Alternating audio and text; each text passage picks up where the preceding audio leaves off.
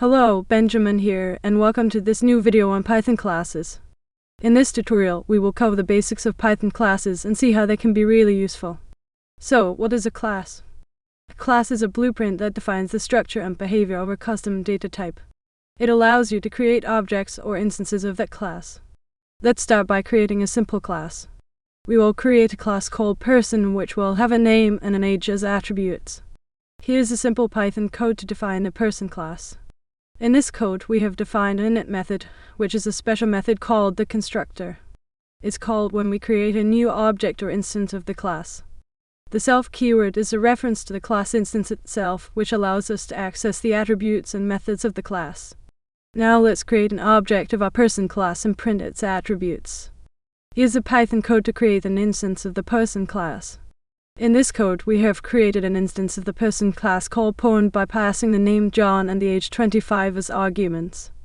We can then access the attributes of the instance using the dot notation as shown in the print statements.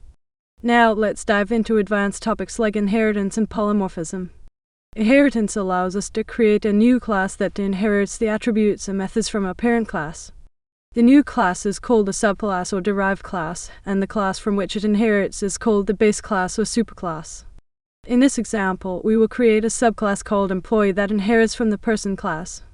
Let's create a subclass called employee that inherits from the person class, adding an additional attribute called job and a method called info. Here's a Python code to define the employee subclass. Here, we have used the super function to call the constructor of the superclass, initializing the name and age attributes.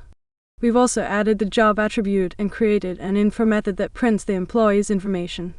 Finally, let's discuss polymorphism. Polymorphism allows us to define different methods in a subclass with the same name as methods in its superclass. This is useful when we need to perform different actions for different subclasses. To illustrate polymorphism, let's create another subclass called student that also inherits from the person class and implements its own info method. Here's a Python code to define the student subclass. In the student class, we implement a separate info method that prints the student's major. This demonstrates the concept of polymorphism, as we have two different implementations of the info method in the employee and student subclasses. This concludes our tutorial on Python classes. Now you should have a good understanding of classes and how to use them. Thanks for watching. Remember to like and subscribe for more videos.